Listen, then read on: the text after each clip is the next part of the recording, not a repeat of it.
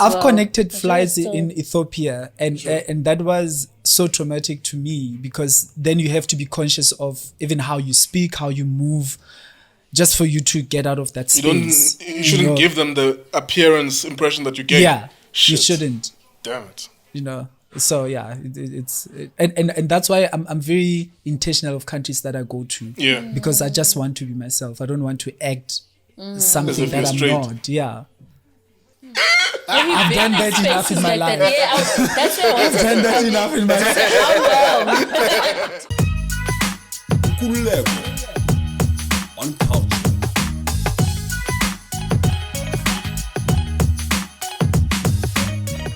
So if Ramaphosa was not president of South Africa, who would be then? If he decided that he's resigning today, who would be the president?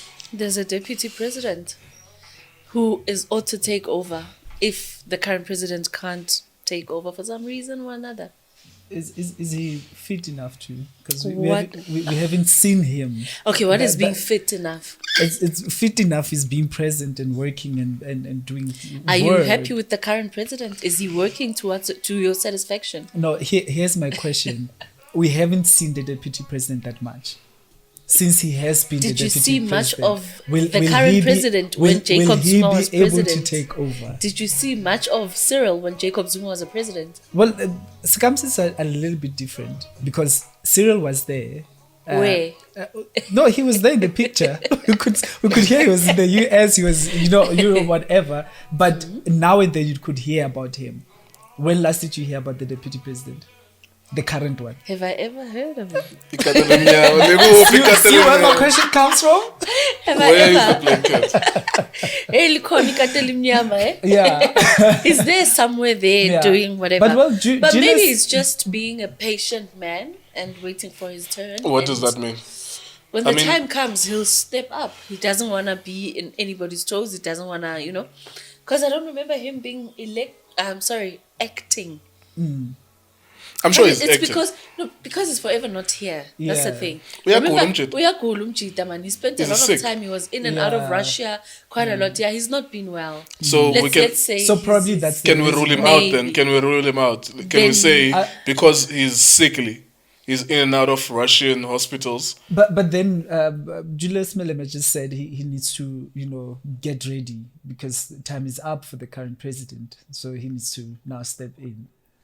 But that's what I'm saying, that maybe he just did not want to be there, and also his health issues came a factor, and that's why we've not seen much of him. But if the time is to come for him to step up, surely he will. So health issues will now be different? No, maybe now because he's recovering, he'll be better and fit, in your words, to actually take the lead. All right. Okay, a quick one.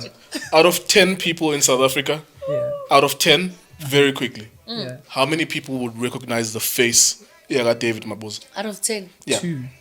2 for you? Yeah. Out of 10? 4. 4 out of 10? Yeah. 4 out of 10 people would look at David Mabuza and say, I know that man. He's the deputy president of South Africa. Yeah. I actually don't have the answer to the question I'm asking you guys. I think it's less than 5. I think we can safely say that it's less than 5. Not a lot of people know him. But is that important to be a president?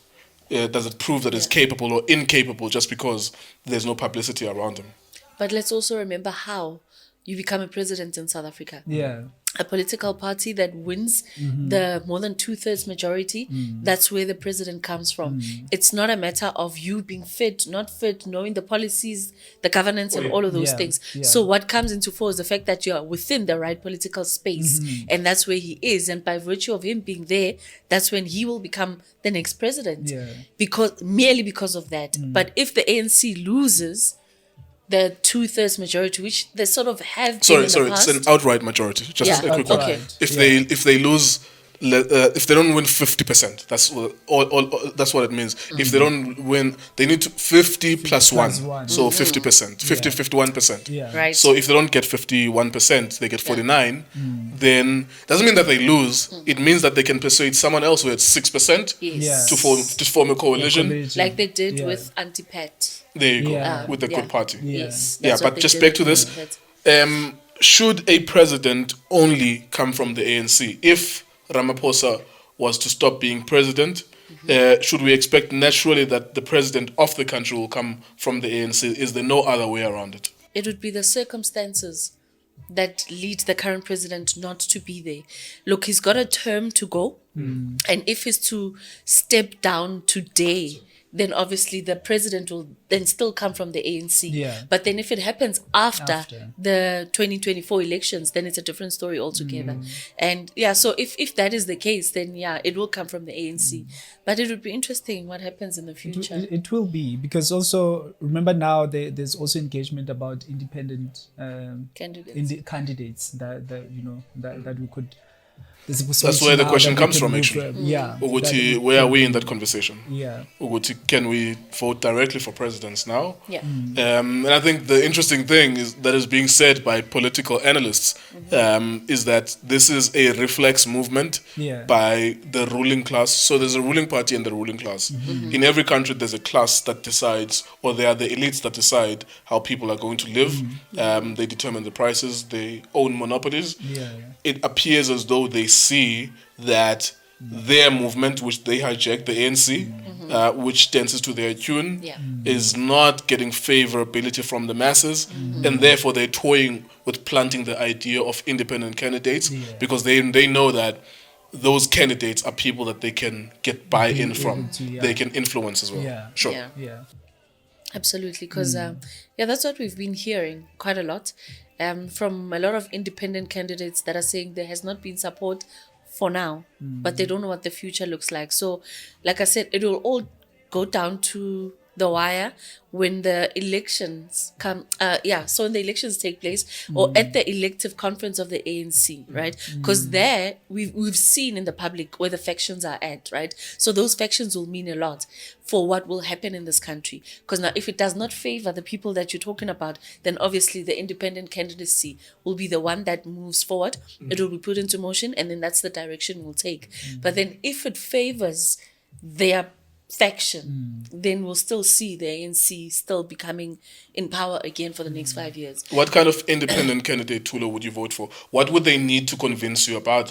I think the ANC gains a lot from their struggle credentials. They get buy-in from black people because they are the leading party that liberated them somehow. Even though there's PAC, AZAPO, and a lot of Pan-Africanist movements which have been suppressed now, the ANC won in that popularity contest. So we know that the buy-in is from that you are a black liberation movement. What would an independent candidate need to do to get your vote individually? I think for me, somebody who's futuristic, because the reality is a lot of things are changing, and as they change, I think a leader has a responsibility to ensure that obviously you can't be everywhere and do everything, but be able to steer the country in a direction where majority of people will find themselves in a position where they can make a living, right? And be present about when issues happen. Don't take 5 weeks for you to come and address the issues, because now you're the head of the family. If you're going to wait till things get out of hand and you come back, I mean, it says you're an absent father. Or absent man in your family. So somebody who's very much present and understand that if there has to be issues that have to be addressed, who are the relevant people to take care of them? Somebody will also understand that in the cabinet, what kind of skills do they need? More than anything. Because now I think one of the things that cripples us is you'll have somebody who's a minister of health who doesn't have background about health issues. How are they going to decide? Yes, they've got advisors, but at the end of the day, for you to be a CEO of an IT company, you must have an IT background, because you'd understand what are the issues that you need to deal with, and you can't really think in a futuristic way if you don't have the background. I think my fear is that anyone who wins will be a person with a personality, as it happens all the time with independent candidates. I think if you look at people like Barack Obama, I think he has significantly more dead bodies in the Middle East than a lot of American presidents, but you buy into the idea of him. Yeah. Light-skinned nigga who speaks well. Yeah. He listens to hip-hop as well. Yeah. So in 2008, we buy into that. You know what I'm saying? And Donald Trump as well. Yeah. There is a white person who sees something in Donald Trump that they identify with. So with independent candidates, I suppose the allure of the personality will always be a challenge.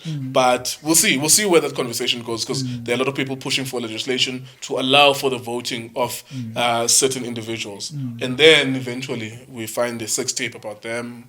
Look, of course. That could happen because it's difficult to dig in the skeletons in the room for a party. But if it's if you are Muslim, it's easier with it's an like individual. we can attack you. You have a white wife, or something like that. Yeah.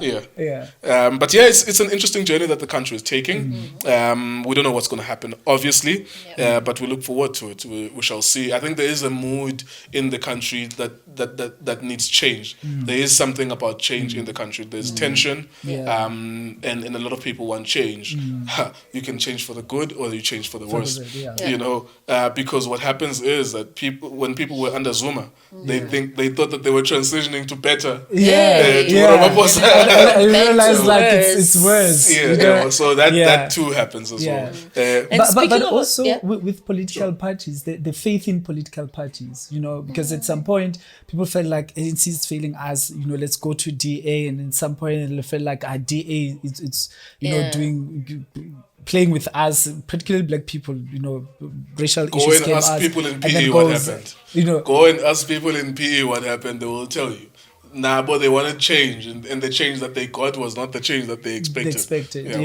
Unfortunately. So it's the same thing, literally. Ultimately, Yeah. Because they're all politicians. They all come in with the same messaging that I will bring in change, because that's what we desperately need. Yeah. And then as soon as they get there, they eat, and they carry on with their lives. And hence you then find a lot of voters decides not to vote, because for them is I go into that booth and I don't trust any of them. Why should I then vote? Then they then stay behind like I'm not voting. And do you think he's ultimately going to ask the 31 questions? Answer the 31 questions.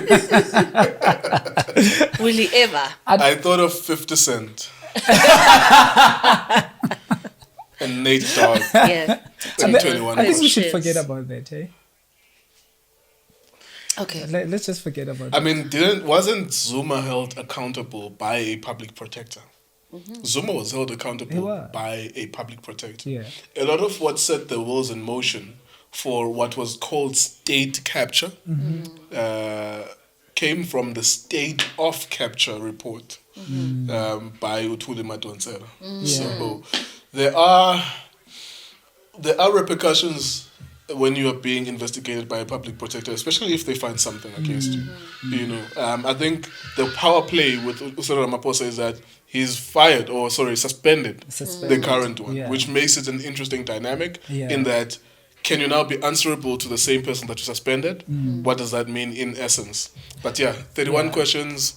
But now also the dynamic to this one is that her fit for office has been questioned. Her fitness, to hold office. You know. By Parliament, are they not calling to give a vote of no confidence or whatever? Yeah. It's currently underway. That's what I'm saying. It's interesting because technically the person is investigating you just before you suspend them. So you didn't suspend the office of the public protector. That's the individual. You know, so that can be continued by an actor, depending on which side the actor is. The acting public protector can decide one way or the other whether they want to continue with the investigation. So it's an interesting power play, but we do know Uthuli Ramaphosa is playing power games. I think anyone who's acting like they don't know is being naive, or being purposely misleading. There is something there to be answered. And there's revelations as well. Those young niggas that invaded the farm, they were tabulating a story or telling the story about how much money was there, and I think they actually took $800,000. They didn't take the whole amount because they couldn't. It was logistically impossible for them to take all of their money. But they took 800,000, 200,000 a piece for 4 people type of thing. There's something to be answered there. But the interesting power play is, of course, the fact that he's now suspended the public protector. So who does he answer to? Who does he respond to ultimately? And at the same time, the public protector is in parliament. Her fitness, like you said, is being in question. So it's an interesting one. But yeah, fuck Ramaphosa. Did you just say that? Yeah. I said it. Wow. Moving right along. Oh, we were never ready. And then he drinks water. Anyway, Nyamthanda, Ramaphosa. our pride and joy. Nyamthanda, you pride and joy. No. You're glowing I today. oh yes. You're glowing. And your smile is like, how there? Of course, I did my facial. No. I'm saying our pride and joy. I'm talking about Banyana Banyana, not Yes. the current president. Yes. They are in the work. Is it So work by the time final? that this episode is up, they they will either be won champions. or they would have been runners up. Your prediction? Well, okay. Morocco will win because they have the referees and the VAR. Something about cheating. This is me trying to predict the future now, because this is before the final. Yeah. They will cheat and then they will win. But of course, I want Banyana Banyana to win. Okay. We've been to finals more than them, but they are hosting. I saw them cheating against Nigeria and Morocco. Nigeria got 2 red cards, the penalties. Their goalkeeper was advancing before the line, before the ball is kicked. So yeah, I don't know. We'll see. Hopefully they don't cheat, but I think they will cheat and maybe they will win. But I want Banyana Banyana to win. Okay, but if there was no cheating and We're better than them. We're a better team than them. We have more experience than them. We just lost Nhlanhla, unfortunately. to injury. But we got to the semi-finals and we won against Zambia, even though we cheated Zambia with the penalties. So it's So it's a cheating game. Yeah, it's so all whoever out can cheating. cheat But- best. Then will win. that's it. Yeah, and Whoever's they're better at home. cheat. They're at home, so all the marginal decisions will be for them. I just hope for the first time Banyana Banyana can win, because this is the 6th final that we are in. So we've been to 6 finals. That will be Yes, we've qualified for the World Cup. In Morocco, so North African countries are Arabic, that means they are Muslim, and they've not allowed women to participate in sports for a long time, especially physical sports. So they are like maybe 30 or 20 years behind us, but they've managed to catch up. Now that they've opened up to modernization, they've been able to catch up. Most of the time it's Banyana Banyana versus Nigeria in the final. There have been years where it's Banyana Banyana versus Equatorial Guinea. Yeah. But the North Africans, even Egyptians, don't have a football team that's good, even though the males are good. Tunisians as well were a surprise because they're starting now to invest in women's football. I think they're going to catch up with us and they will be better than us because they trade in dollars. They are nearer to Europe, and some of their players are born in France. So as soon as the Muslim countries open up to women's football, and they are starting now, they will close the 30-year gap or 20-year gap we have ahead of them. They will close it within 4 or 5 years because they trade in dollars. They can afford to exchange players with the Europeans, and they will learn. They will learn football in the next 4 or 5 years. They will be African champions in the next 4 or 5 years. Then they showed it with their win against Nigeria, even though there was a lot of cheating there, but they showed Djibouti to get to the final. Being an infant football nation in women's football is remarkable for them because they even ask women to wear hijabs. Hijab is the veil that you wear, and it looks so silly, because it impairs your vision. Sometimes, what if it slips at an important moment, and it's additional weight on you, and football is about speed sometimes, in those marginal moments where you have to run faster than the other. Yeah, but running and you're sweating. Yeah. And you've got hair and stuff. Yeah, well, so I think just on that level of, I'm happy that there's progression in North Africa with regards to women's football, that they are allowing women, and already we can see that they're closing that gap, even though it's largely because they are at home. They have a North African side that went to the final. So all the best to Banyana Banyana. By this time, anyways, we would know. By the time that this episode is out, we would know who would have won. I just hope we can win it once because we've been in too many finals. True. What do you guys think? Just to hijack you there, sorry. With regards to what you just raised with the Muslim country, the World Cup is going to a Muslim country. We've seen a lot of Qatar World Cup, know this, know that. With Qatar, no sex and no alcohol. sex, No prostitution. no prostitution, no LGBTQI No drugs. plus flag, no drugs. drugs, Like, why are they hosting? If they're limiting people with so much. Why do you think? Let me ask you, Tholo. Like, why would people invite people to their country to host a big event like a World Cup? Gandhi, they're not going to allow them to buy prostitutes. Yeah. They're not going to allow them to drink alcohol. They're not going to allow them to do drugs. Why would they do it? It's probably a power thing. I'm hosting you in my house. You do what I tell you to do in my house. This is how I do things, and I'm not open to being flexible in any way. Yeah, just get the mic closer. Because now it's going to affect whatever, whether it's a culture or how we do things. It's at the end of the day, it's about power. Yeah. Yeah. My thing is, if it does go that way, did you go and bid naturally for your country?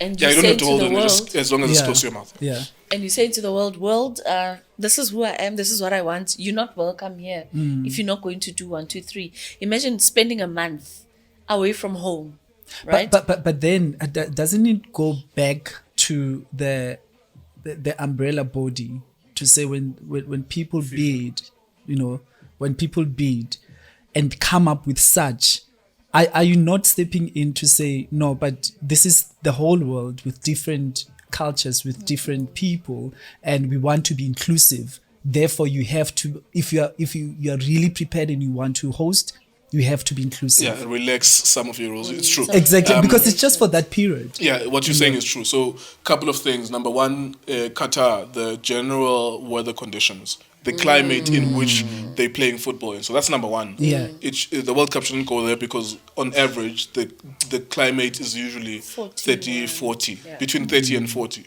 And that's not a condition under which you can play football. Yeah. Now, in order to circumvent that, they said that every stadium, every bus stop, every airport will have air conditioning to circumvent that. Yeah. But it's a power play, like you said. You may not be intensely...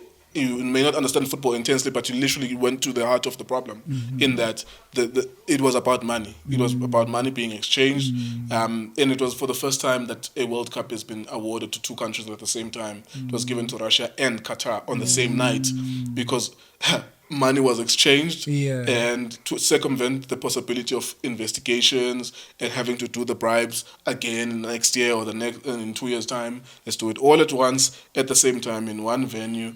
Russia put their money in there and Qatar put their money in there. It's all about power. And you're not going to change Muslim countries and their laws. Yeah. They have stringent laws. If anything, if Qatar, because it's a political thing for them internally as well, like in-house, and if they had relented, they had said, no, it's fine, tourists can come and do whatever they want, one of the events would be bombed by a Muslim extremist who will say that we are ungodly, we are turning against our people, we are allowing people to trample on our country and our religion, because most of the Muslim countries, Qatar, usually even in the official name, it's like the Islamic Republic of Jordan, the Islamic Republic of Iran, or whatever. Like it's always like that. It's, you know that you're going to a Muslim country, so it's a power thing, it's a money thing. I think there will be clandestine ways to get prostitutes at hotels. There will be clandestine ways to get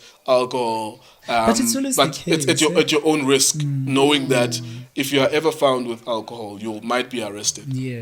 And it sometimes as excessive as 5 to 10 years, just to bring the point across that we don't drink alcohol here. That's what they do even with drugs, and people arrested with drugs at the airports. They give you a life sentence and sometimes a death sentence, just to send a strong message to say we are against this thing that you're trying to do here. You're not going to corrupt our country. So it's not a country to take football to. I mean, even from a weather climate perspective, and this thing of tourists coming. What are they going to spend their money on then if they can't spend it on prostitution, and alcohol, and drugs, all the things that people do? We can pretend as if people don't drink and they don't do drugs and they don't fuck prostitutes, but they do.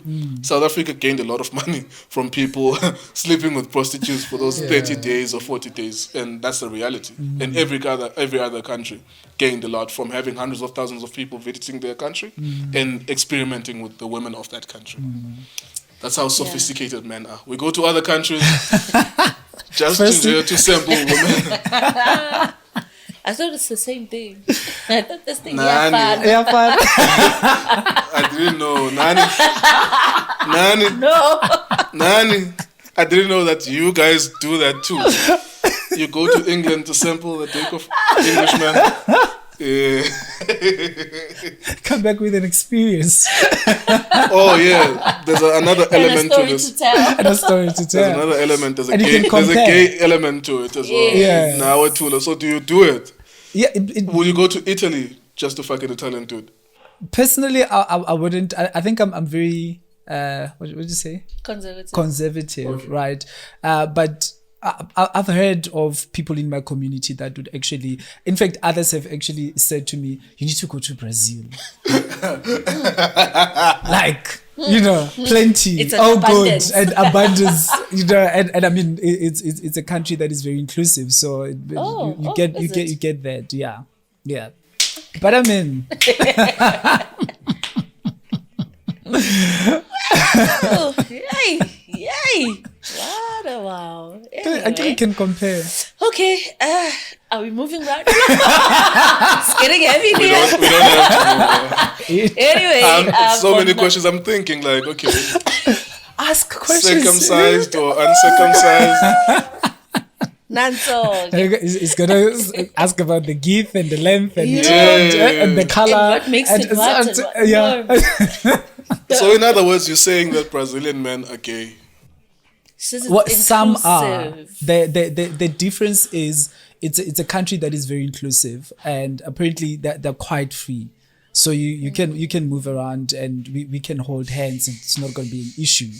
Unlike other countries where you sort of have to hide and, you know, act straight and, you know, yeah. But I'm not long in Saudi Arabia.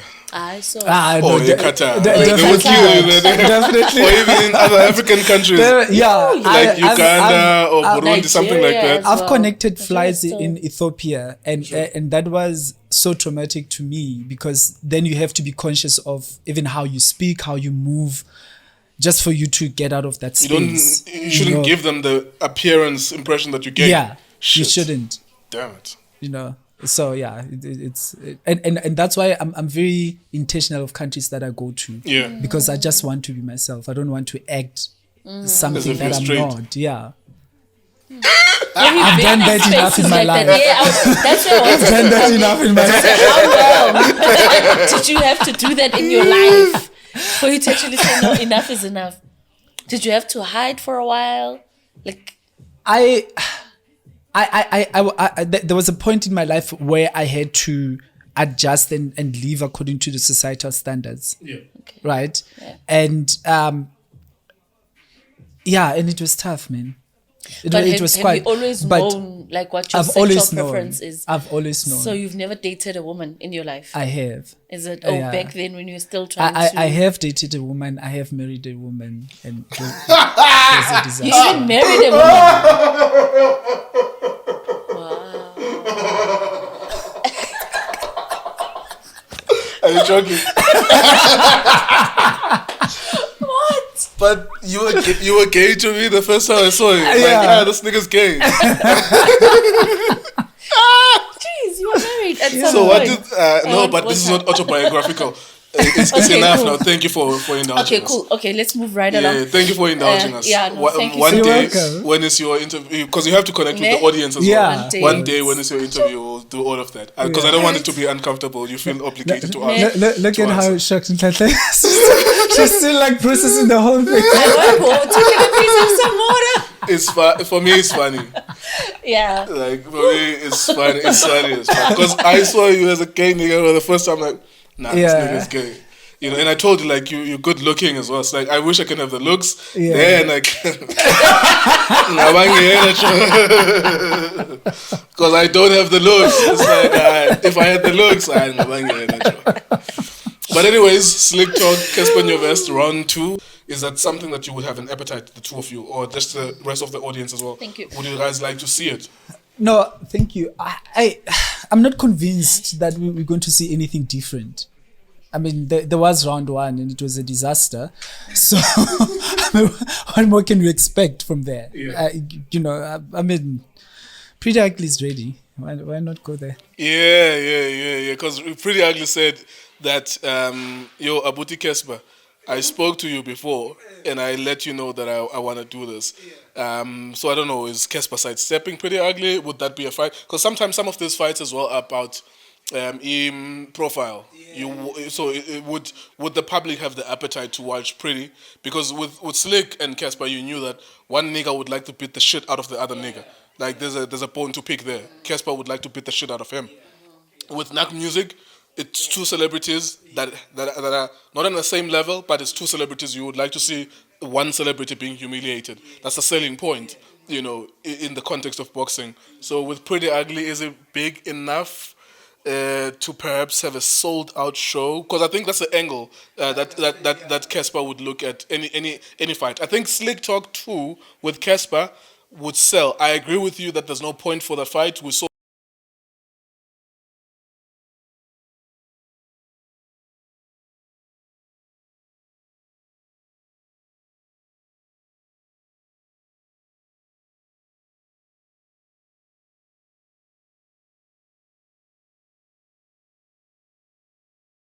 I think it wouldn't be such a great idea based on the last one. I was there. It was meant to be a full house and it wasn't, right? Okay, so I guess it depends first and foremost where that actually happens. If it's to happen at a smaller venue in Johannesburg, I think that could work. But then if you wanted something big, something great, you just have to go beyond a Slik Talk, go beyond a Pretty Ugly as well. Because Pretty Ugly, like we just established, like how many people know Pretty Ugly as things stand right now, And would that sell? No, it would not sell. Will the Slik Talk fight sell? Again, still, I disagree. It wouldn't sell. Now, what would sell? So let's remember the context here. Your first fight got Slik Talk. Yeah. It's like November, boom, the negotiation. Yeah. Because Casper is in his feelings. Like Slik has been going at him in terms of the content. You a dropout nigga. You dropped out of high school. You're not emotionally intelligent. All of that stupid shit, right? And then he takes the bait. And then they have literally 30 days before the fight. So that affects the promotion of it. Whereas, so in that, they fight in December, right? Now, from the neck music on that night as well, is it sparkling water? Yes. Shit, I bought the wrong water. I'm sorry. I thought I bought still water. I can see it's sparkling. Yeah. Fuck sparkling water. I bought the wrong water. I'm sorry. It's okay. It's okay. And then NAC Music announces the challenge on the night in December so that they can fight in April. Yes. So it's December, January, February, March, April. April. Now that helps Enough with time. It's Market enough time to build sell up. the fight. Yeah. So that's the context because the other one had like 30 days. That's why Slik Talk on the WhatsApp is like, if you give me enough time to train, we can have a fight. Although I don't believe that he will win anyways, because he would have to. I think in order for him to have the same mobility as Casper to give himself a fair chance, he would have to lose 20 kgs. I'm 100 kgs. I think Slik is somewhere between 110, 115, maybe. I don't know. I'm 100 kgs. I'm a fat piece of shit myself. I know that. And I look at Slik, I think he's slightly bigger as well than me. And I'm like, you would have to lose maybe get up to 90 kgs. So that means you have to lose 25 kgs in 2 months, and that's going to affect you in the fight. In order to have mobility, to be on a similar lane with Casper, to last 2-3 rounds against him, you would have to be, But also, boxing, like any other sport, it has its techniques, And I think for Nak Music, it was easier because he had played a role where he had to train as a boxer. Yes. So he had an understanding of what's required and all of that. And I think also that's why he is smart enough to keep quiet in terms of his training sessions and all of that, because obviously he knew that Casper is like ahead, with him, would that be the case in 2 months? Yeah, I was like, he's not going to lose 25 kgs in 2 months, unfortunately. But I think it would sell. I'm just trying to counter the point. I think it would sell because I'm trying to be objective. Because I'll always be on a content creator side. Yeah. I'm always going to be on Slik Talk side. Yeah. But trying to be objective that it was only 30 days. But also on the fight, because I'm a boxing fanatic. On the fight itself, he never landed a single punch. Yeah. In fact, it ended in the first 60 seconds. Yeah. I remember the referee Bonang who was a champion, Commonwealth champion. He actually stopped the fight because he has the instinct to boxing, but then he also was told somehow just continue it because it lasted so short. Yeah. Like it was like 30 seconds and then he continued. But he realized, because Bonang Molase is a former boxing professional, he realized at some point, you're going to do harm here. This is no longer about boxing. Slik is not returning his punches. And that's not the point of boxing. The point is to have one guy dominating the other and the referee says, no, you are losing now. It's over. And that's it. Yeah, but who would be then? I think the other thing that maybe we're not discussing is, because Casper lost to Unak Music, is he trying to avoid that fight? I'm not saying this negatively. Yeah. Is he trying to avoid that fight being his immediate next fight to get another fight where he could get an easy win? And that's why he's sharing these screenshots. He wants to redeem himself. Yeah, because there's only so many losses you can take as a boxer before you have negative public perception. Jake Paul and Logan Paul, the moment that they start losing fights, they're making 10 million, 15 million now fighting people. Yeah. The moment that they start losing 2-3 fights in a row, they will stop selling. Like people would be interested. They will be like, nah, you are a loser. Like you keep on losing, so there's no point of watching you. We know what we're gonna see when we watch you. Yeah. Well. So I still say you must get somebody else. Yeah. Not Slik. Like I'm just trying to think who exactly, because of course it's never gonna be AKA, but that would have that that would be the ultimate fight. But I don't know. He must maybe fight his own peers in the hip hop industry. Somebody else, man. Somebody else. I think we sort of tired of the whole. And again, let's look at Still Talk and Casper's weight, right? In terms of like their popularity, Casper is always going to be up there and all of those things. There's peers within the African space that he can actually, if money was anything to go by, then he must get another celebrity from outside to make it more interesting. As opposed to keep it at home, keep it local. Because from the top of my head, African countries, I can't think of someone here at home right now. The Wizkid or Burna Boy or a Davido, I think something like that. Diamond Platinum. Diamond Platinum, I think I've heard of the name. But he's popular enough to. He is. He's but a Casper and a Davido fight, would you not go? Yeah, you something like that. You would treat it as Nigeria versus South Africa. Exactly. Which is there's already existing tension there. And there's money already. And like money that people well. will want to bet. There'll be lots of money to be made there. Guys, let's stop giving people ideas. No. We're not being paid for it. But yeah, if ever that fight is to happen, let it go somewhere else. Don't give us Slik talk, because it's going to be an obvious lose for him. And we don't want an obvious one, because that will also make people not come. Would rather watch it online as opposed to us attending. Yeah, online it was. I think it's the first time I've seen, and I'm an online practitioner, I've seen 100,000 people concurrent watching live. I know on television when there's a big rugby game, there's 1 million people potentially, but it's not a number that you can see. But on Facebook, you can see how many people are watching that. It's written there live, and you see 99,000. At some point, it peaked on over 100,000. I was like, that's what's up. Huge. That was the moment I knew Slik Talk will never do a video that's less than 20,000 views. Like he was getting decent numbers because of his style of delivery and attacking people. But I realized from that moment when I was watching it live here that if you are participating in a video live on YouTube and 100,000 people are watching, that it's just game over. It's game over, because the best that we've ever done at Ntsiki is maybe 4,000 people live concurrently. 100,000 is breaking another ceiling, and it was the first time that we had seen these guys. We thought it was a joke, it's not going to happen. And it's the first time that we saw Slik Talk as well. We never knew how big he was, because we only see like the head and shoulder from the neck upwards, and then in that moment we realized, oh, this nigga is heavy. And I realized at some point, Nami, as I was watching that there's no way he's going to win. I thought he was going to win, because I'm always I'm biased towards the content creator, because I had never seen how heavy he was. The minute I saw it, I was like, shit. He's going to have a problem with movement in the boxing ring, type of thing. But anyways. Something new or something old. Bonang has been replaced by Anele Mdoda as the host of Miss South Africa. Apparently it was last minute. And I don't know what happened there. Do you know anything that happened there? All I saw that buzzing. According to reports, there has been some disagreement between Bonang and the Miss South Africa team or organization. So then they opted to take Anele to be the host, which for me, in my view, not such a good decision to make.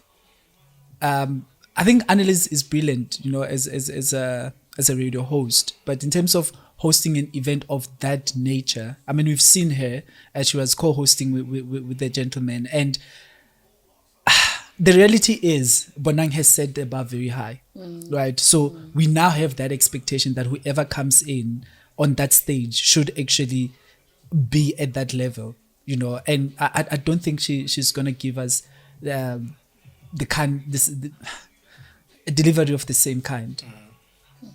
How was Bonang in the previous versions? Like, were you saying she set the bar very high? Brilliant. Is it not something that can be replicated? Because I think we do have presenters all over the country. But then it comes with the personality. Yeah. If you take the upcoming ones, if you can take Pamela Mtanga, for example, she'll be brilliant, and because also she has her own kind of flavor, so that's somebody that will say, okay, we knew Bonang was great, but okay, this is also good, but then you bring the opposite, and it's, for me, your analysis is about the contrast between styles, like another one is high energy and then another one maybe. The thing is, when you present or when you are a host of a beauty pageant, it's a beauty pageant. So that's what you need to give people. Thank you. Okay, so you need to have a host that also is like almost like on the level of those Miss South Africa. Is that what you're saying? Not necessarily physically, okay. but the energy, the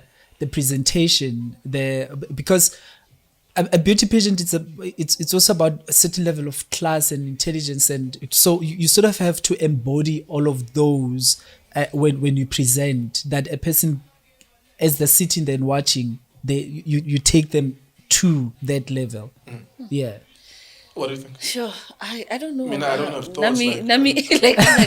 No, because for me, look, we are in a space where we're trying to include everybody, right? We're trying to have an inclusive community whereby, big or small, you can belong, And if you are a beauty queen, it does not have to be defined by your weight. It does not have to be defined by your personality. Because she does a great job, right, in hosting a lot of events. I don't think Anele is going to have a problem with hosting. Like, she's so experienced. I think so. She's so dope and so experienced. But did you see her in the previous one? I was about to go there, that because you've seen previous ones, you would know. That's why I'm trying to get, even for the audience, for the benefit of the audience, like, what would you be looking at as you are watching something like that? So I'm just saying, like, on her ability to present stuff, I know that she's dope. Like, she's confident. She's not going to slip over her lines and shit like that. So I know that she's super experienced. But maybe you look at something more that, because you're more experienced. And I'll also give you an example. You take Steve Harvey. He's hosted Miss World so many times, right? That kind of hosting is the kind of hosting you expect on a beauty pageant. So any kind of an event has a certain theme or flavor to it that a presenter has to bring. Okay. And I think that's what I'm missing from Anele. Okay, maybe that. I don't know. I still feel, look, everybody has their season, right? And we've seen that as far as presenting in these events in South Africa happens, there's been a Bonang season where she was doing the summers, she was doing the Miss SA, where, you know what I'm saying? So she was known as that person. But then somehow the season has to change. And if the season is changing and it's favoring Anele right now, give Anele a chance to grow, because that's what Bonang did. She naturally did not come in as the natural with her personality and all of those things. She grew into that role, because you do it the first time, you see your mistakes and you're like, okay, fine, I'm going to rectify 5, 6, 7, 10. You know what I'm saying? And then if you are given an opportunity again, because I don't think she saw this one coming. So now she has to think on her feet and step up to that bar that has been set high. And if it's going to be the second, the third, and the fourth time that she does it until she gets it right, I think why not give her the chance?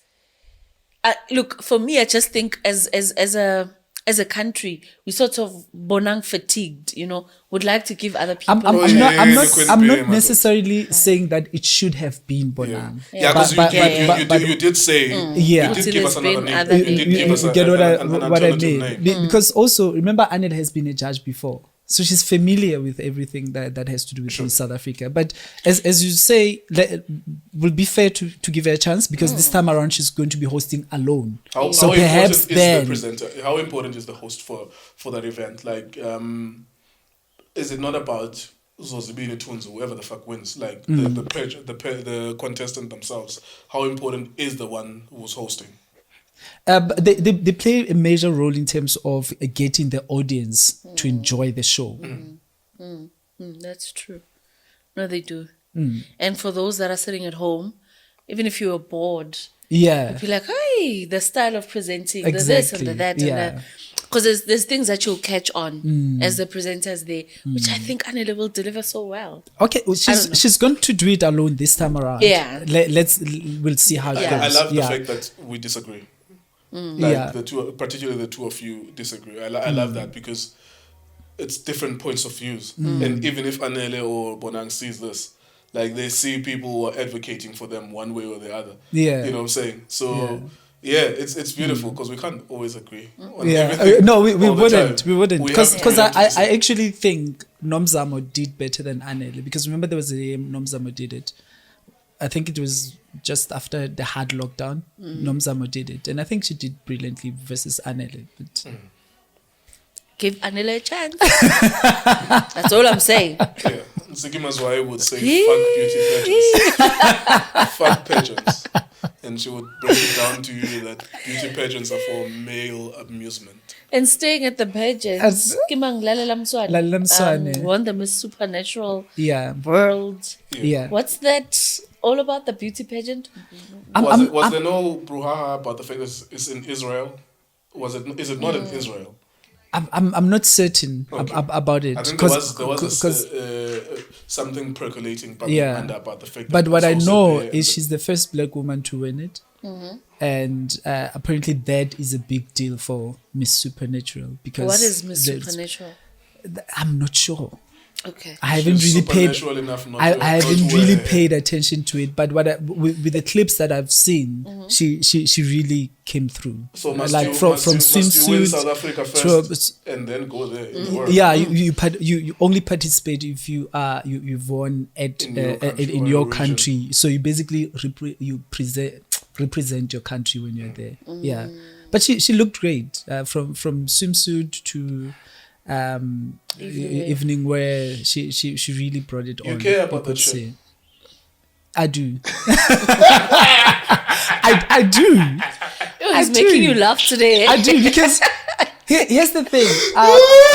I think it has always been taken as it's all about beauty and being there and naked and all of that. But these people also have a responsibility to bring hope and empower other people in society, and that's why they get not only by being beautiful, but by being present and making a difference in people's lives. But obviously, the criteria for you to get there, you have to be beautiful. But also, beauty is subjective. Because there are other people that won. They have the body and the height, but you look at the beauty and you're like. Wasn't it that vendor lady, Shudufazo Masida? Yes. That a lot of people were there was some sort of uproar about the fact that she doesn't fit the conventional standards of beauty. Yeah. Because I think she doesn't have hair or something like that. Yeah, she was bold. But also with the Xhosa lady who won Miss Zozibini. Yeah. Because she had short hair. And it has always, she's fucking dope though.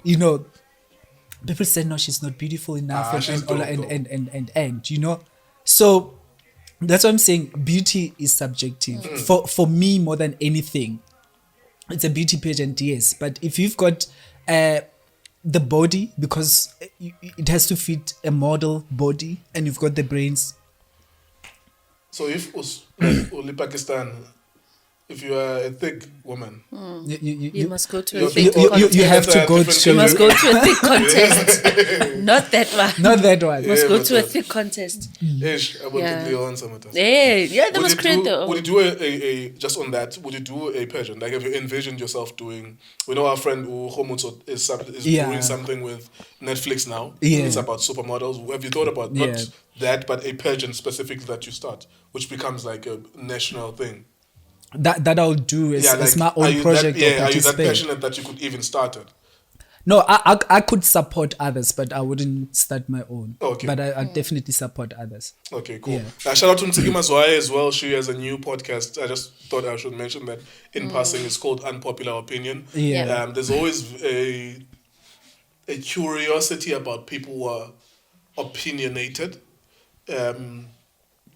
people who are subjected to interviews. There's always a curiosity, can they be able to ask questions?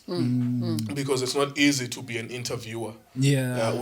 I ask people questions for a living. I've done it between 500 and 1,000 times in my life, in radio, newspapers, and Ntsiki Now TV, the and so podcast. and now this podcast here. And I know that people think we make it look easy, Yeah. but to ask people questions for a living is very difficult because you have to ask the right questions at the right moment without offending someone, so that they don't close up. And even how you ask them. Absolutely, you know. So I was curious to see. I saw the first episode, Ntsiki. Yeah. And she's gonna. It's gonna be a transition because I had seen her on Mojo Love, fuck TV, but I've seen her on Mojo Love, a snippet of her, and she was asking someone questions there, and I thought I could see the elements of her. She's so used to being interviewed that her questions take longer. Oh. You know, because she has to infuse her opinions in the question as well, type of thing. So that's the technicality when you ask people questions. Yeah. Like me in this podcast, I'm different than when I'm interviewing people. Yeah. This one we opinionate, we just talk Yeah. shit. Yeah. But when I'm interviewing someone, ask question concisely, get the fuck out of the way. Ask questions, get out of the way. You know, so I was curious to see that as well. But I'm rooting for her because I think the first episode was on 7,000 views, you know, which is not bad. But I was then looking at her Twitter following, which is 350,000 people, and I thought, you know what, the people can do better to support her. Yeah. You know, I think Ntsiki Mazwai and Celeste Nduli are Yeah. two women that we should support in podcasting. I think that they could be big podcasters because they are opinionated. You know, of course, the transition to being the interviewer or the journalist is going to be tougher. They have to learn the skill. They have to teach themselves. They have to watch other content creators do it and infuse that in their style as well. I think Ntsiki can go far if she gets enough support. Yeah. And I did reach out to her as well. Say, yo, let's talk about this. You know, let's promote it and so on and so forth. I think it's exciting for me to see. I think her and Celeste Nduli can be South African women who get 200,000 subscribers each, just on asking questions, not talking about tabloids and anything. Just ask people questions and stuff like that. So I'm looking forward. She's already passed 1,000 subscribers in the first 7 days. So I'm looking forward to seeing more and more of her content. Yeah. Shout out to Ntsiki. No, shout out to her, man. Because she's one woman, eh? She's Hey. one hell of Hey. a woman. Yo. Hey. And I think we need more like her. Yeah. I must emphasize on Yeah. that one. We really Yeah. need more like her because it's people like her that will, I mean, she's a woman, right?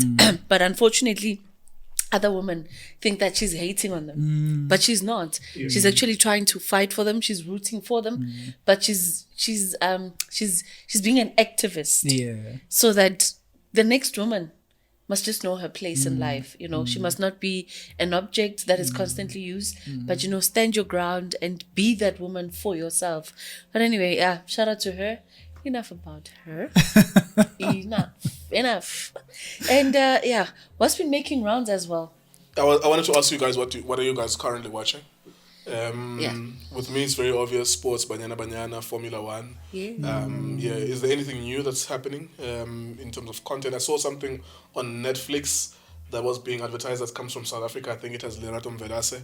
I think it has Hlomla Danara as well. And I was like, whoa, this looks like those struggle things that because Netflix has been receiving negative feedback. Look, don't play a struggle bullshit. Not don't play it, but that shouldn't be the only thing It's that comes overdone. That comes from, Yeah. There are It's other things that overdone. can be done. I don't know. I've from us not as well. checked it out. Yeah, I think it's 7 days or 14 days old. Like something. I know. on Netflix. I decided to step back, excuse me, a bit from local content Yeah. because I feel the budget there, like it's always like low budget stuff that we consume, whereby like it's circulating around the same thing, and you don't necessarily get to the point. It's either that or that political stuff. So for me, it's like I want more because there's so much more to tell about this country. Yeah. There's so many other things that are taking place, and there's so much that we can talk about, from the township to what happens in the burbs to what happens in the workplace, in the political space. There's really so much content that we can create as South Africans and watch that. So I took a break. Like I consciously took a break, and I said, you know what? I'm just going to give this thing a break. And maybe when there's something worthy of me to watch again, I'll probably consume local content. And yeah, I'm currently watching Manifest. What is that? It's a series on Netflix. I'm on my first season. It's got 3 seasons. The reason why I watched that is that I think the first episode I watched, it kind of reminded me of something that we haven't spoken about or we've forgotten about. I'm not sure, maybe I missed it. The Malaysian flight that disappeared. Oh yes, I remember this. Yeah. Oh, is So it about that? It's or, it's something about like or similar it, to it was that. never found. That's why I say I might have missed it. I don't know, Yeah, but I remember don't the story, remember. and I don't know what happened. What was the road? Exactly. Sort of died out. Yeah. Obviously, because there's nothing else to report. Yeah. Inyamalele. Emoyeni. And we moved on. You know, exactly. Like on the 3rd day, it's like, what are you reporting? Inyamalele. We're gonna tell you the same thing we told you the first day, and And the until next it's found. month and the next year. So I really don't know what happened to that flight. That's why I'm saying I might have missed it. I don't know. But yeah, I'm loving what is unfolding there. You know, so like I'm just learning a lot. It speaks to what happens in society in general. How I might use COVID as an example, for people to be tested as guinea pigs for certain medications, for certain, like, you know, so it's bringing all of that, and it's sort of displaying what governments are actually doing to the people and how they don't care as long as they get what they get, whether who dies, how they die. It's immaterial to them as long as money's being made. So yeah, it's like I said, my first season, I think I've watched about 6 episodes. Yeah. So yeah, as and when it unfolds, I'll let you guys know what's happening there. Okay. That's what I'm currently consuming and enjoying local music. Playing a lot of Sun L's stuff. Is it? Yeah, I'm playing because now he's got so much, right? Project, or- Yeah, it's a new single, but I'm not listening to that single in particular. Yeah. So there's a lot of Going back. mixes that he's done, Yeah. So I've just gone back to those mixes, and I'm just in awe of the work that he's put in together for however many years that he's been around. Because we know him as that guy. Well, first I was introduced to him because that Agana Mali song. Yeah. And then after that, we started seeing him featuring like younger and younger artists and Afro soul artists at that, infusing that with house. And then there's an Afro tech, a whole lot of Afro tech mixes that is got on YouTube. So like I'm intrigued and drawn towards that. Yeah. So I'm gravitating so much to that music. That's Interestingly, there was something about Black Motion and breakup, or whatever the fuck happened. Yeah. Yeah, and the way that Prince KB announced it was so bad. Like It was. it was like they passed away. It was the person. It was- Yeah, I thought they actually Yeah. passed. Yeah. I'm like, what's going on? Yeah. Because I saw And it was the the news same. article, I had to click on it. I was like, Yeah. what the fuck? Oh, they're not dead. Okay. Yeah. Because the That's other so one nice. was with Zandie and Murder Bongs. There's 2 people in Black Motion. Yeah. Okay, I don't know a lot about them, but I'm sure I know their songs and stuff like that. What is your take on that? Like the breakup, is it the group that you were following? Was it inevitable that they were going to break up because they've not been releasing music? I'm not really following them, Yeah. but I think once you start seeing group members start having individual projects, Yeah. you should expect anything, because that's especially if they take long apart or not producing anything together, then you because then they sort of start finding their independence and finding their identity, and if they start doing well, the likelihood of coming back together is really very slim. So based on that, I think it was inevitable that at some point there could be. I've been a Ulupin fan. Ngayisa was saying, I'm so sorry. Well, he used to say this on Metro FM. Ulupin Ngayisa, he was with Thomas Msengana. It was Lupi and Flo and BBK. That breakfast I used to follow a long time ago, 12 years ago or something like that. He used to say like he doesn't like groups because inevitably they break up. And as I grew older, I realized, it makes sense because there's 50,000 rands to be made for a gig. But then you're going to have to break it apart 5 times, right? At some point, you're going to realize, if that 50,000 rands comes to me, I can pay my backup vocalist 5,000, and I'll still go home with 35,000. Yeah, you were saying you're following them. I've been a fan of their music for a while. I've always found it different, and I've seen them perform. And after seeing them perform, you were drawn into Black Motion and be like, wow, But like you said, they took too many years to come back. But I don't think it's too many years, in my opinion, because they've been traveling a lot. It's like Black Coffee and Black Motion. They're big outside of South Africa. They're not people that you'll easily find in South Africa. They'll be on a tour, a European tour for about 2 months or 3 months. And then by the time they come here, they perform 1, 2, 3, 4 times. They're out again, because people that side are drawn to that kind of music. So obviously it takes a lot of time to now be back, be in studio, release, when there's so many gigs taking place. Also, there's the COVID factor that we need to take into place where it literally shut everybody out, But during that time, that's where the introspection might have taken place to say, but then if I tried it this way, because I've always been a drummer, I've always been a DJ, I've always been a dancer. Maybe let me just explore that part of me on my own, and then maybe now and then collaborate. Who are those niggas if you follow them? Like the Tabo. other one is the other one was slept with Zoto band. I wanted to say that's the Kijile guy. Yes. And then the other one is Murder Bongs. It's Murder Bongs, the Okay, DJ's cool. and his partner. Okay. Yeah. So they're known for other things. The one is known for sleeping with DJs and the other one is known for sleeping with Zoto. Yeah, but Murder Bongs didn't just sleep. He made a baby. No. With So it didn't just sleep. He didn't just. But intentional. So what's the dynamic with house music groups? I remember this with the Revolution as well. Like there's 2 niggas doing house music. Yeah. What happens? Like, because I think you can understand it when there's Afro pop Mafikizolo. This one is a vocalist. Theo is a tenor to Nhlanhla's alto. You understand the dynamic there, and then maybe Debza Madengwane is producing, is on production. Even with the Alaska, with the trumpets, Utimanda Speaker will help them a lot with the production, and the other guys will be vocalists, and someone else will be good in harmonizing. So with these guys who are DJs, who does what? Like, do we know? I've never really known with the Revolution, those twins that we used to dance to back 15, 17 years That's ago. a long time ago. I've never really known who does what and who's better than the other. So with a Black Motion, do we know? Do you know with Fed Cook and Mauta who does what? Yeah, it's the same thing. It's exactly the same thing.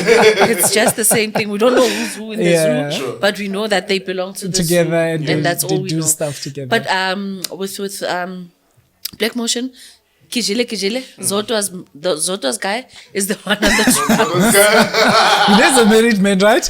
I think it's is he married? It's a stable relationship, in fact. Uzodwa released that video around the time. I think it was malicious to an extent, because I think the articles were saying you are releasing this whilst you know that this person is in a serious relationship with the person who's pregnant or a baby child. mama. Yeah, but like more in a stable kind of Yes. But they broke up. I'm not sure if they're back together. But Tibos and because of this. No. They had their own issues. Okay. Yeah, they had their own issues, and they had deleted each other's then social media accounts. They recreated new ones because those ones had too many memories of each other. So they recreated new ones, and then they started over. So I'm not sure if they're back together. The last time I checked, they were apart. Yeah. That's why he emphasized when he released the Kijile Kijile video, he was like, please respect the mother of my child. Yes, he did but say he did not say, because I'm in a relationship with her or anything. Not that he owes us an explanation, but he just asked for that respect to be given to her. And yes, Kijile Kijile, you know. So what? And and he was telling the truth. There's a lot of people that would nah. Yeah. No, Ki Cortez. I don't do them shorts. Ki Cortez, nah. And you know what they say about short guys? Yeah. What do they say? My friends were twins, and they were significantly short. We used to, so at the Cape Town International Airport, in 20 years ago, when it was raining, there would be floods. So we would go naked and go swim there. There would be some dams created by the rain in Cape Town. Those niggas had big dicks. Really? And they were twins. They had short guys. Short guys. Short niggas. Short niggas. Those niggas, I grew up with, we had 12, 13, 14. Those niggas had adult male dicks at 12. They could satisfy a 30-year-old one. Those niggas. Just a matter of learning. Yeah. It's just a matter of learning Techniques. strokes and shit like that. But the size, those niggas made us feel inadequate. All of us would look at those niggas' dicks and be like, What's that? No. I didn't know that. No, but I'm cool. No. T-Bus is not. Yeah. He's cool to hang around with, maybe. Yeah. But that's where it would end. No. Masiva le madoda ngomthandazo. Siyathandaza. Anyone? I've been watching Kelly Khumalo's. Oh, sorry. Yes. Zandie. No. Kelly Khumalo's. Before we get there, because I'm bringing out so we can get there. Let's get to it. I've been watching Kelly Khumalo's reality show. Obviously, it will go through the whole sense of thing, and I think what came out strongly for me is that she has made a conscious decision to enjoy her life despite everything else that's happening, because she consistently says there's a lot of noise that's happening. It's what people want to talk about, and it's outside. I'm not internalizing it. I'm not taking it.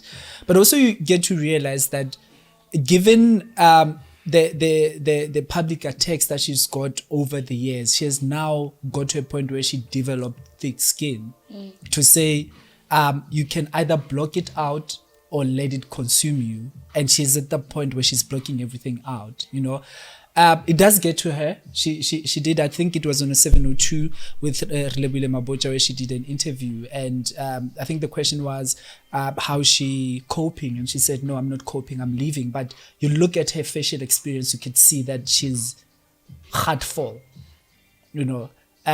so but I mean it's still going on, it's still in existence.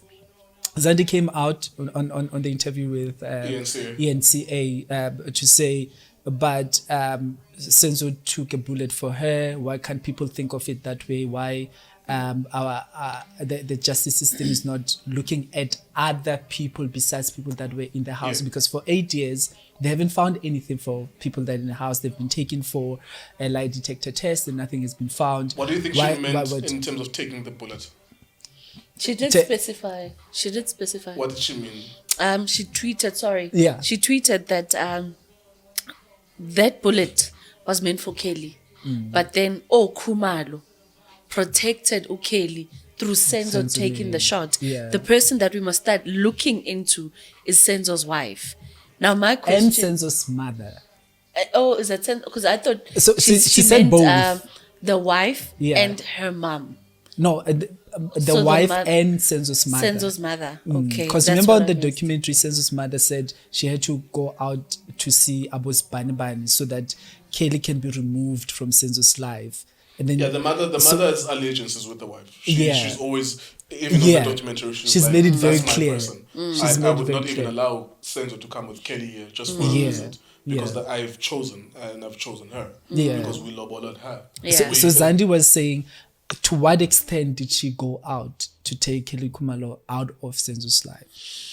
For me, it's been 8 years. Let's be realistic.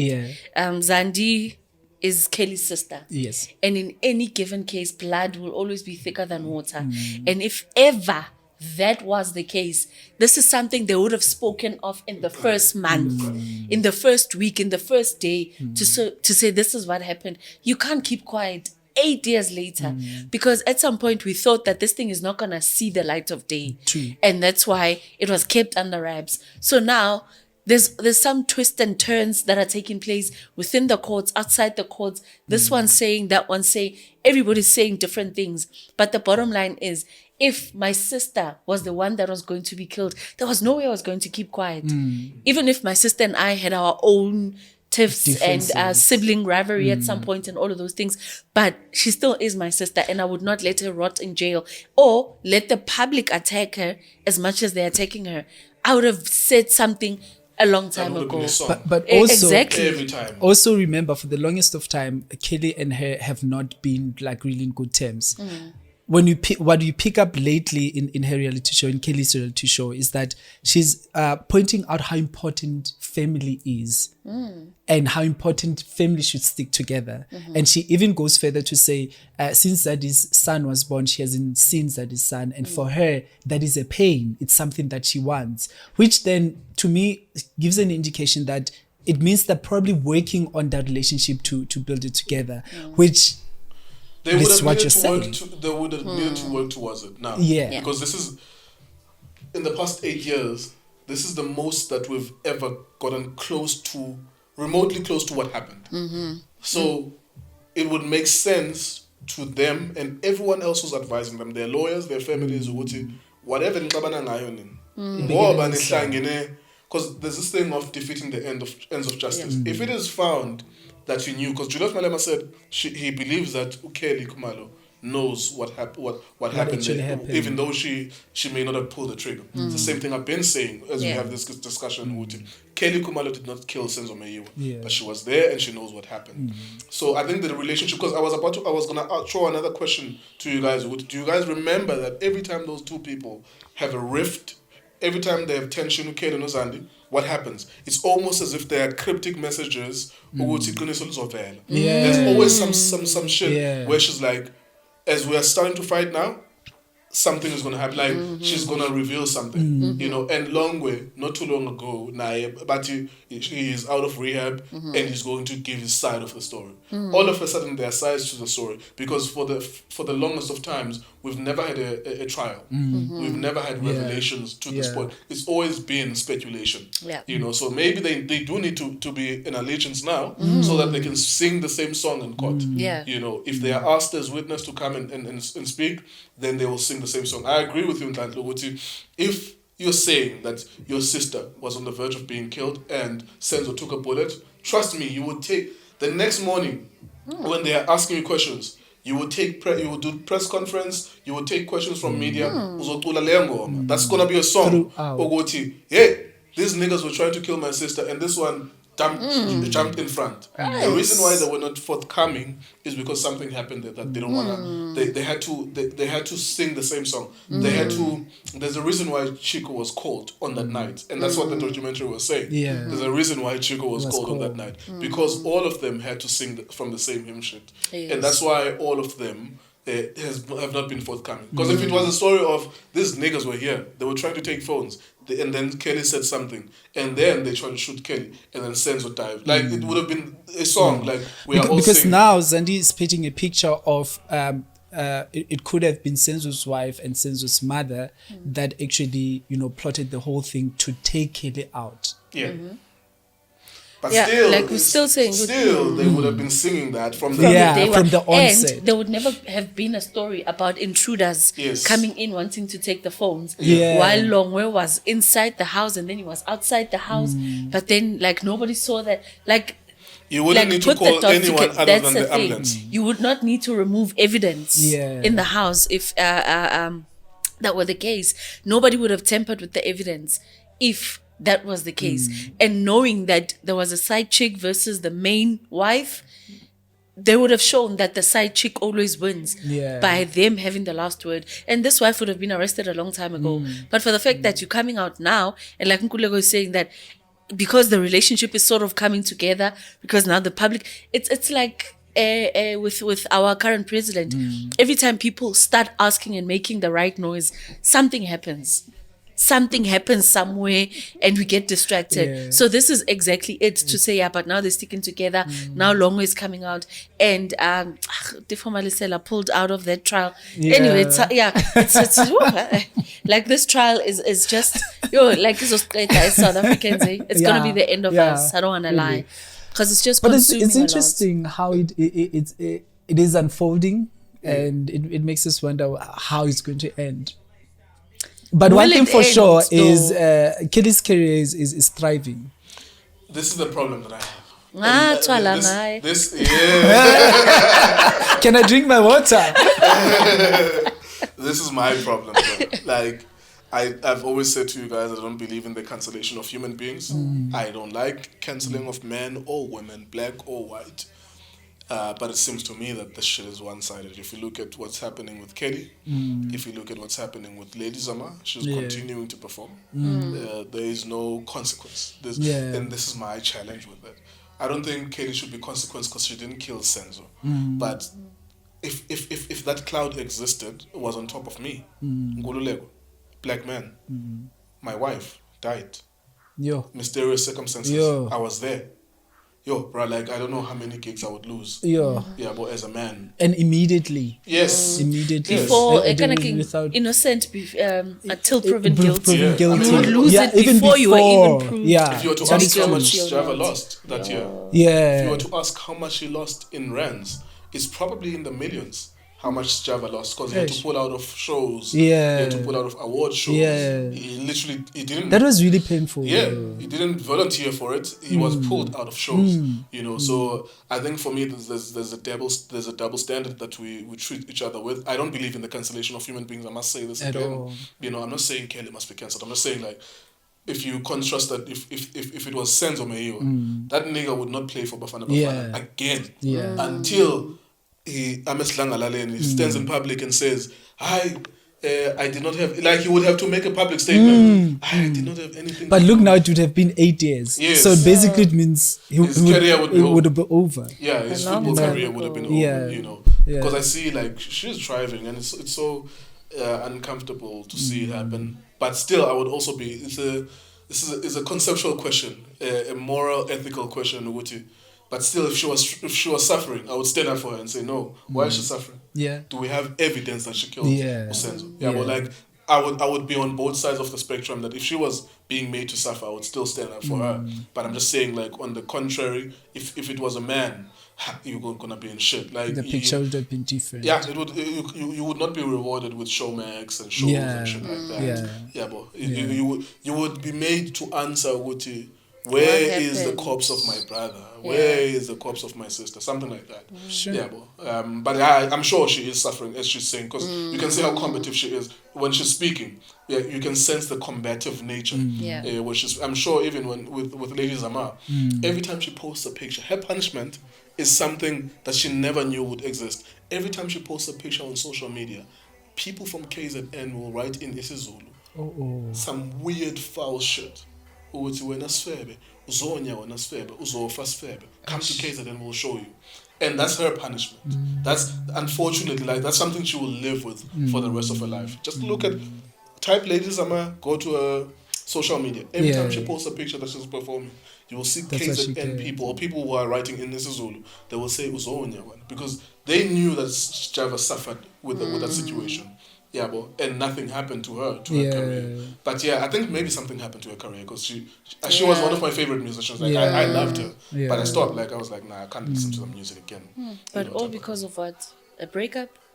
Well, the allegations of rape and shit like that. But then those were thrown what brought out. The allegations. Kalokum Chita loses his bread because of the allegations of rape. It's like, okay, we can break up. You can even expose him and say he had a wife whilst he was with me, but don't go the extra mile of allegations of rape. That's it, because I think it's one thing women, we should, and I speak on behalf of women, right? That if my heart gets broken, let me come to you, let's talk about it, let me cry to you guys. Find a way to heal me, as opposed to me being bitter and then going out there rubbishing my ex's name and saying bad things about them, because this thing, it filters through, it hurts to me, right? Because I've got friends that have been denied access yabantwana, where a child is like 4 years old and this person has been paying maintenance, but there's never been a place where they actually get to see the child. With that maintenance that they're paying, they're still taken to court to say this is not enough, but they still don't have access to the children. And because the law of this country supports us as women, but without the necessary right steps and the right facts, because like it's just too much. The thing is, there's too many brothers. I'm raising a boy, and like I do not want to see those people around me going through such things. I'm not taking the boy side of things, but I know as women the malicious things that we can do to tarnish a person's image, their brand, and make sure that they do not progress in life just because a relationship has ended. So it's something that as women we need to support each other, and we need to change the narrative, because the only reason I'd ever do that is because my friends have said to me, nah, I would do 1, 2, 3 to this person. Let me help you do to this person. And I promise you'll feel better. You'll feel empowered. You'll feel this and that and that and that. And because you're confused and vulnerable at that time, you don't necessarily know what you are actually feeling because of the emotions that are hovering around you. The next thing would be like, you know what, it's in Nkululeko, and I'd feel better. The next thing, Criminal record. you know what I'm saying? I've got a criminal. And where are those friends? Yeah. They sometimes will not be there. But they'll say, Amara, now did you actually go You through that? didn't have to go to that. Exactly. But you understand I consistently ask the question, if I'm your friend, what other advice am I giving you? Because we have a whole lot of celebrities and people that are famous and all of that have done stupid things, that have done things that we frown upon. And I always say, they don't live alone. They've got people that they live with. What are those people saying to them? I made this point to Nhlanhla the last time we shot a video together. I said about SK. Yeah. And I said, you know what, some of the celebrities are so difficult to be around. Nhlanhla has a different theory as it relates to SK, but I was just speculating. Sometimes you are so difficult to be around that you lose good people around.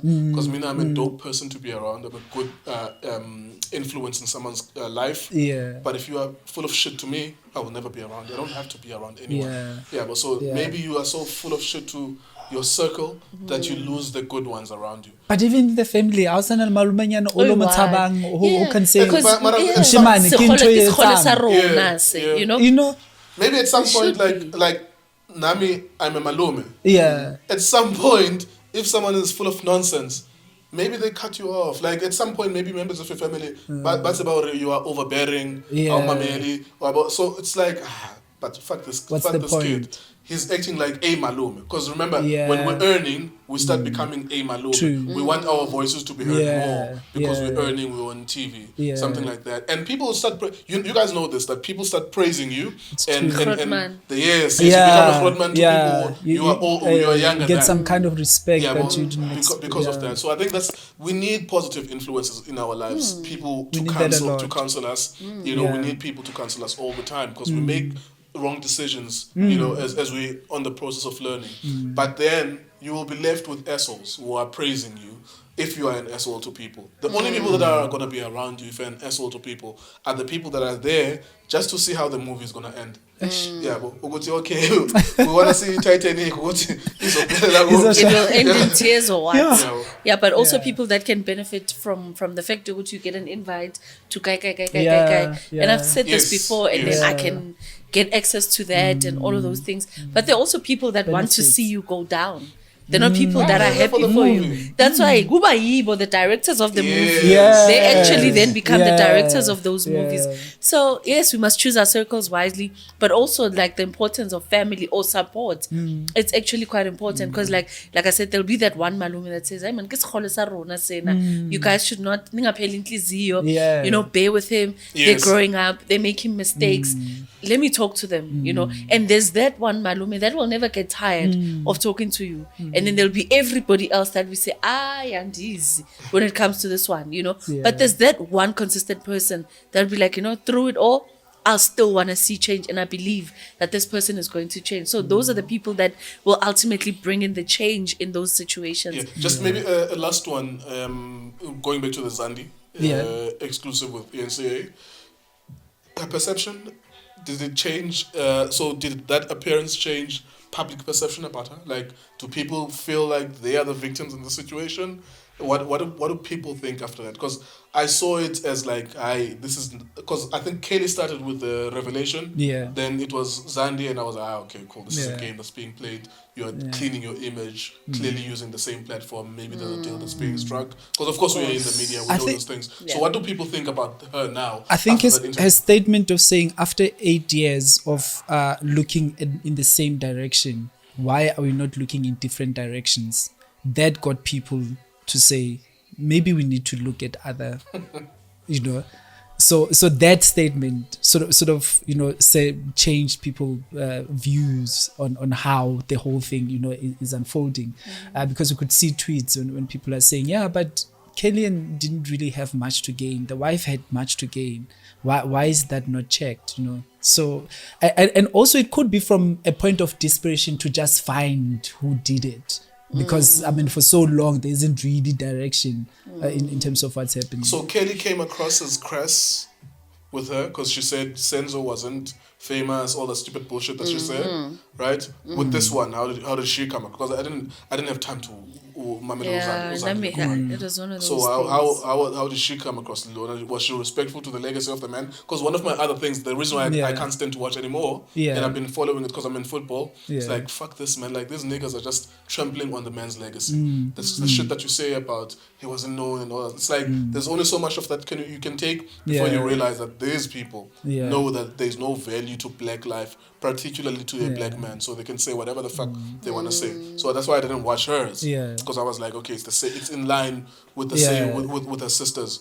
So I don't know, how was the tone of her towards Senzo? I think for me the Zandie's tone was more humane, because Kaylee came out to be more arrogant in how she was saying things, but with Zandie it was more from a point of appeal to say, let's look at things differently. Why are we not questioning certain aspects of things? Why are we not, but also trying to trying to convince that, guys, we're not what you think, I think I looked at that as it could be another marketing strategy whereby there might be a show on Netflix where the two of them have got to tell it all.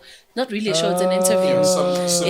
Something similar to the Mohales. Yeah, to Mohales tell all. Even with Senzo, Netflix, so it's a counter. We've got to deal with Netflix. The Senzo documentary, we will have our own side of the story. To me, it doesn't make sense. If you've interviewed Ukeli, who was in the house, there's no need for you to interview Zandie, who's the sister, unless if you are bringing in the best friend, unless you're bringing in other people that are not a Khumalo, but you can't have a Khumalo now, another Khumalo nini, because we need to hear from different people, because I think that's when we'll get a different context to what happened in the house. If the best friend is there, surely the questions that would go to the best friends are way different to the ones that would go to Zandie, because Zandie and Kelly, like you're saying, they decided to stick together now and become a force. But probably that is influenced by popularity as well. These are two popular people versus everybody else in the house. Yeah, that's true. So that could be.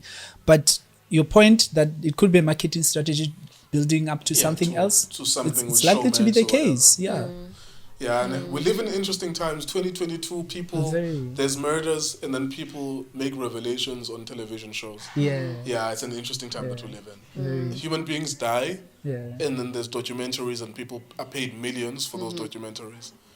Or couples breakups, Omizi and Mohale. And then there's millions to be made from just telling their side of story. A song comes to mind when Oskido, I think Nelly Brothers of Peace at that time, Marathon, Asimo States, but we are slowly becoming that. No, we definitely are. We are there now. Because as I'm saying this, I'm thinking O.J. Simpson. That was the first time that misery is being broadcast. O.J. Simpson, Nicole Simpson. It's like almost 24 hours broadcasting of that trial. That was the first time in America that happened. So we literally are living in that.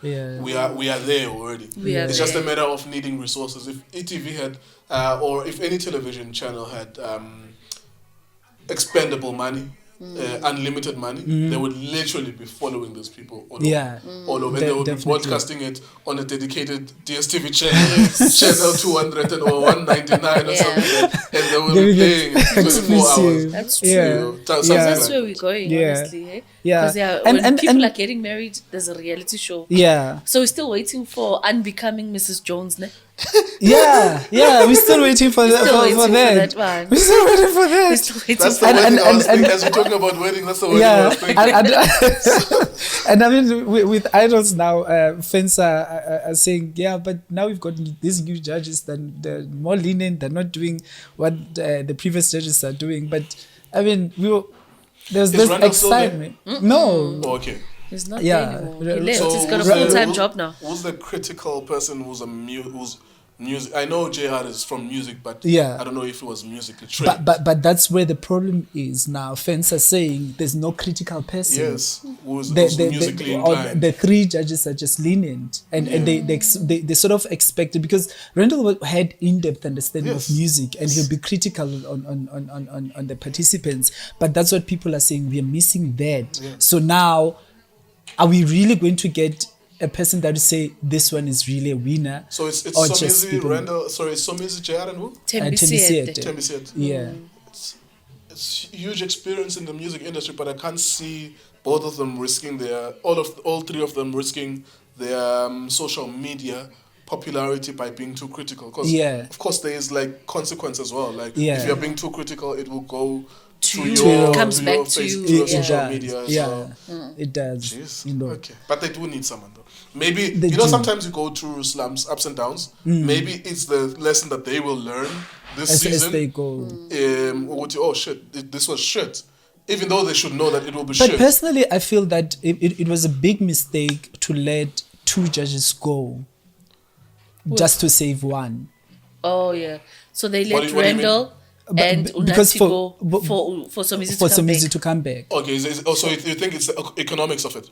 But that's what I believe. Or in terms Yeah, of because what you understand remember, of the situation? looking at that situation, because Is remember, it analysis? What I'm trying to get is analysis or just your... Because we are industry people in a way. So Yeah. is it something you know, or it was that? that's my analysis. Okay, it's what you are inferring from That's looking what at I'm it. inferring from. Okay. Because remember, Somizi at the time, the whole thing with Mohali came out, then he was sort of course, dropped let out. go, yeah. But then when he came back, then suddenly Unati and Randall were now chucked out. Okay, But so then that's there an was interesting also analysis. a Yeah. clash 'Cause it- between you know. Somizi and Unati. Yeah, There was a Interesting personal and also clash. there's where living the dream with Somizi. There's a part where Somizi says it's God's work. Then you know ametuzwama ngisebenzele. So that for me then said okay, these ones had to go for him to come back. Had to go in terms of, you see, we are speculating, which is good. Of course, that's the nature of content creation. Yeah. But what I'm trying to get at, maybe just for the benefit of the viewer as well, are they walking away in protest of him coming back, or is the money no longer making sense because he's starting to be paid more? They were released for him to come back. That's how I understand it. So for me to come back here, I understand. you I and understand what Nhlanhla you're have to go. Yes. Because that's when I can be able to work, because now my relationship with Nhlanhla, which Oh, okay. was public, had now gone sour so publicly, because everyone knew Nhlanhla was which- not approving of what she heard about me. Oh, okay, cool. Fantastic. Yeah. I get it now. Yeah. Because, of course, there were allegations of abuse with Mohali. Yeah. I get it. That's Yeah. that's the clarity that I want, or even the audience Yeah, to to get. understand. Okay, there could have been an ethical stance Yeah. by the co-host. Yeah. Yeah, because, like, if you heard of me molesting, I would not expect you guys to want to work Exactly. with We'll me. want to Yeah, distance yeah. ourselves from you, because Yes, then I it's get going it. to seem like we Completely understand it. You agree. It's with pretty what simple. you said. It's actually pretty simple. Fantastic. There you go then.